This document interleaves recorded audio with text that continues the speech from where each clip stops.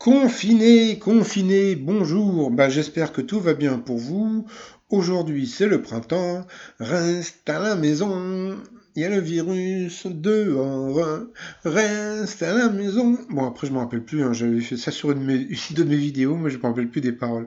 Bon, j'espère que tout va bien pour vous de votre côté. Donc, si comme moi vous êtes confiné, si vous avez un petit jardin, eh bien vous avez de la chance. Si vous avez un grand parc comme Jean-Luc Reichmann, vous avez encore plus de chance. Sinon, si vous êtes un petit appartement comme moi, vous ouvrez les fenêtres et puis vous avez des courants d'air et vous attrapez froid. Alors, il y a un nouveau mot que j'utilise de plus en plus, c'est le mot anxiogène. Donc, anxiogène qui produit de l'anxiété et de l'angoisse. C'est pour ça que maintenant je regarde vraiment très peu les chaînes d'information. Pourquoi? Parce que maintenant j'ai l'impression qu'on est tous médecins, on sait tout ce qu'il faut faire et ne pas faire. Voilà, on sait qu'on est confiné, on sait que ça va durer vraiment pas mal de temps. Donc mais c'est vrai que c'est comment dire, c'est une grosse galère. Mais je sais pas comment font les journalistes pour parler pendant des heures et des heures pour dire rien quoi, parce que voilà, on sait qu'il n'y aura pas de vaccin avant très longtemps, on sait que tous les jours il va y avoir de plus en plus de personnes qui vont être touchées. J'espère vraiment que de votre côté ça se passe bien, et puis voilà quoi. Allez, sinon, allez, on commence pour les 12 coups de midi. Alors, eh bien, le maître de midi. Alors oui, hein, maintenant, c'est fini, on ne l'appelle plus le maître de midi, on l'appelle le chasseur d'étoiles.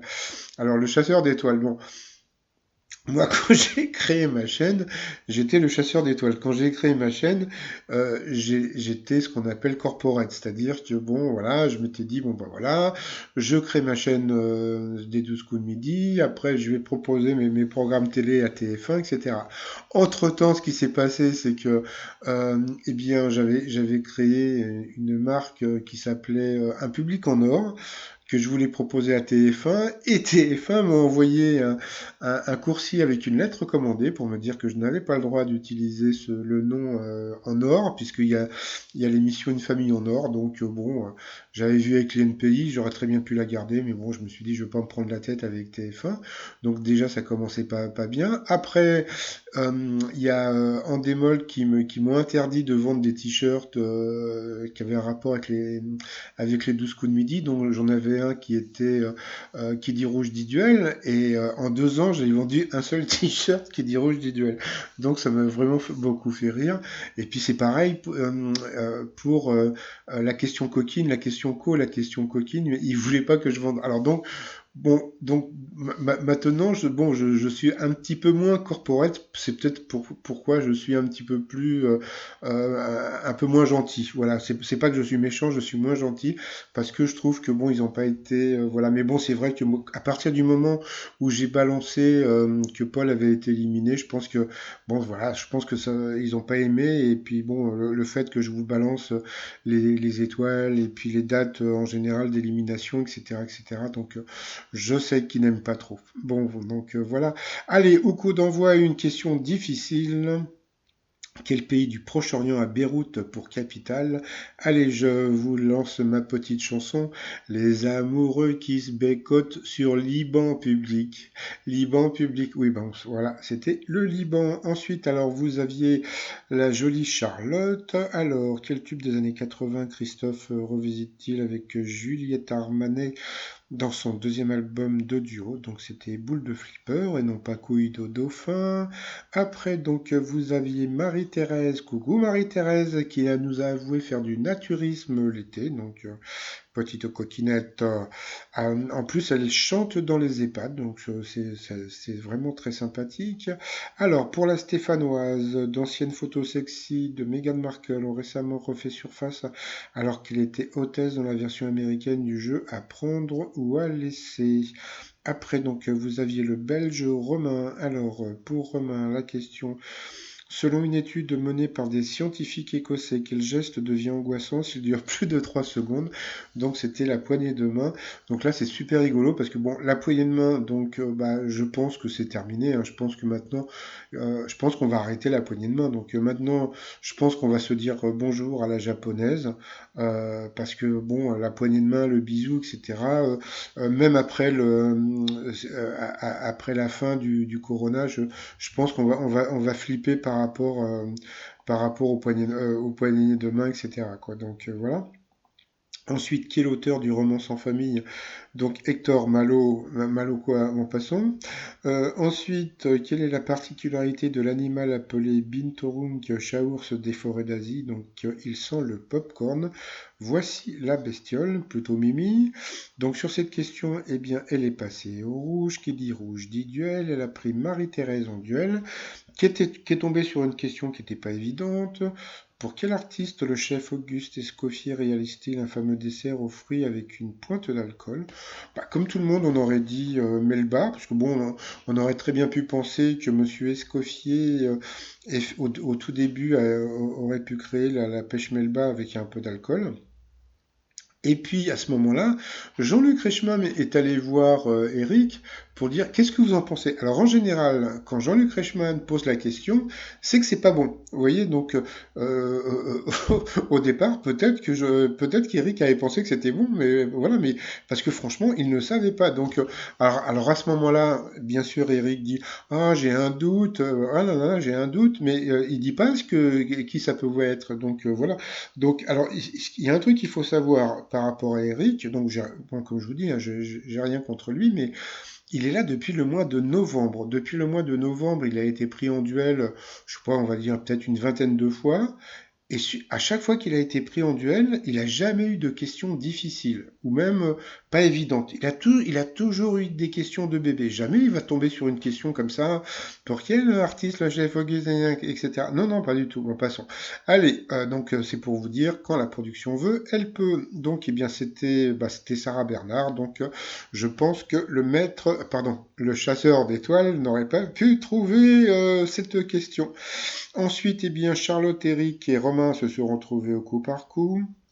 Et puis c'est encore Charlotte qui est repassée à l'orange 2 fois, donc au rouge qui est des rouges duel. Elle est tombée sur Romain qui a eu une question qui était assez simple, mais comme il était belge, il connaissait pas la réponse. Quelle ville est célèbre pour son palais des papes?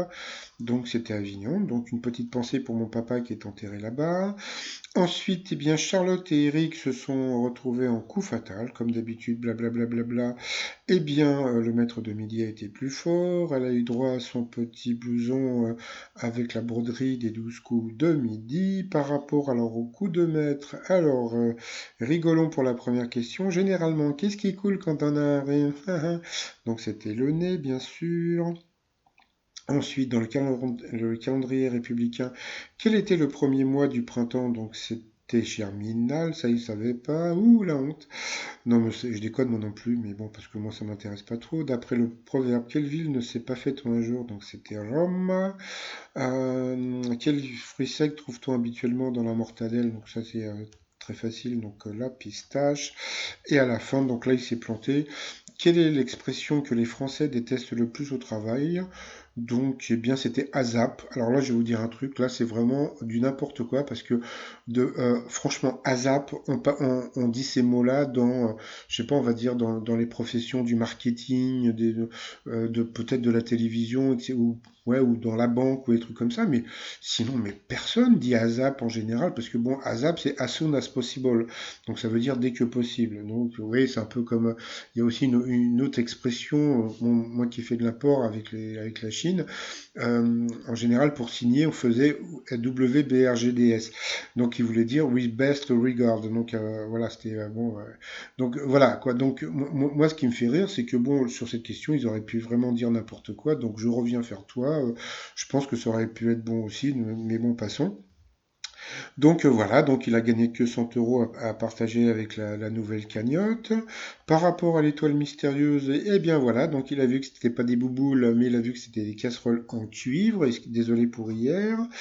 Et puis je vous avais dit hier que j'enverrais ma vidéo donc à Willy Revelli qui m'a répondu. Donc voilà.